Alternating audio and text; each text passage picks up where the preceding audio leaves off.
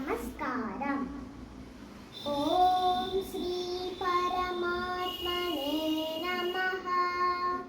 അത പഞ്ചമോऽധ്യായഃ. കർമ്മസന്ന്യാസയോഗഃ.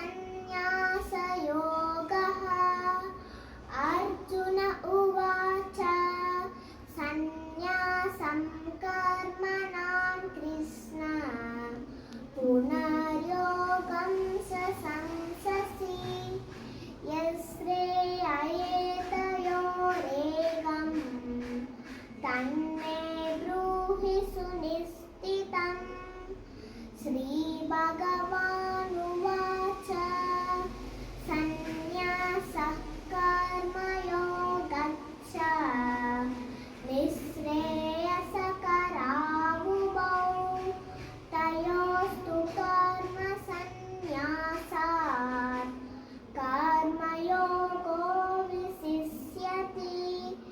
ജ്ഞേയഃ സ നിത്യസന്ന്യാസി യോ ന ദ്വേഷ്ടി ന കാംക്ഷതി.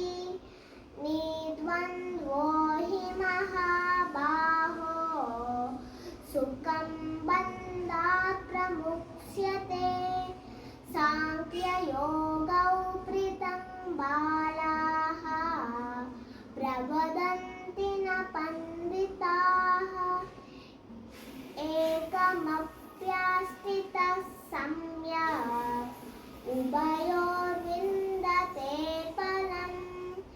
യത് സാംഖ്യൈഃ പ്രാപ്യത്തെ സ്ഥാനം തദ്യോഗൈരപി ഗമ്യത്തെ.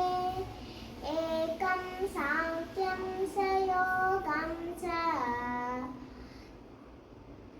യഃ പശ്യതി സ പശ്യതി. സന്ന്യാസസ്തു മഹാബാഹോ ദുഃഖമാപ്തുമയോഗതഃ. യോഗയുക്തോ മുനിർബ്രഹ്മ ന സിരേണാധിഗച്ഛതി. യോഗയുക്തോ വിശുദ്ധാത്മാ വിജിതാത്മാ ജിതേന്ദ്രിയഃ. സർവഭൂതാത്മാ ഭൂതാത്മാ കുർവന്നപി ന ലിപ്യത്തെ. നൈവ കിഞ്ചിത് കരോമീതി യുക്തോ മന്യേത തത്വവേദ്.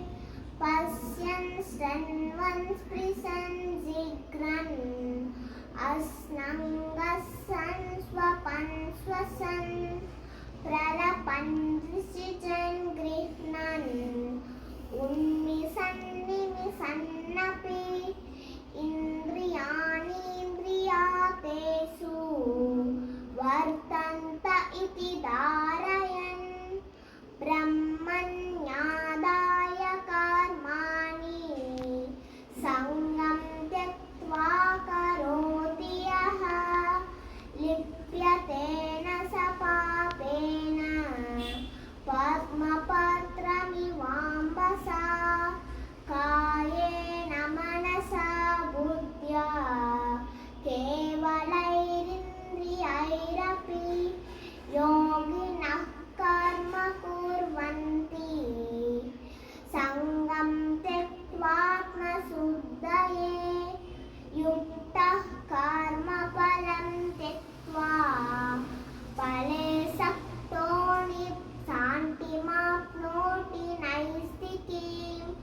അയുക്തഃ കാമകാരേണ ഫലേ സക്തോ നിബധ്യത്തെ. സർവകർമാണി മനസാ സന്ന്യസ്യാസ്തേ സുഖം വസി. നവദ്വാരേ പുരേ ദേഹി നൈവ കുർവന്ന കാരയൻ.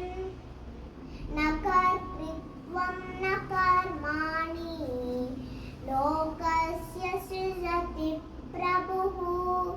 ന കർമ്മഫലസംയോഗം സ്വഭാവസ്തു പ്രവർത്തത്തെ.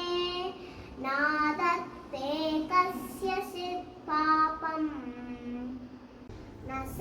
सुकृतं विभुः अज्ञानेनावृतं ज्ञानं तेन मुह्यन्ति जन्तवः ज्ञानेन तु तदज्ञानं येषां नाशितमात्मनः तेषामादित्यवत् ज्ञानं प्रकाशयति तत्परम्. Thank you. Please like, share and subscribe to Neeru's Nuzzle. Thanks for watching. Bye bye.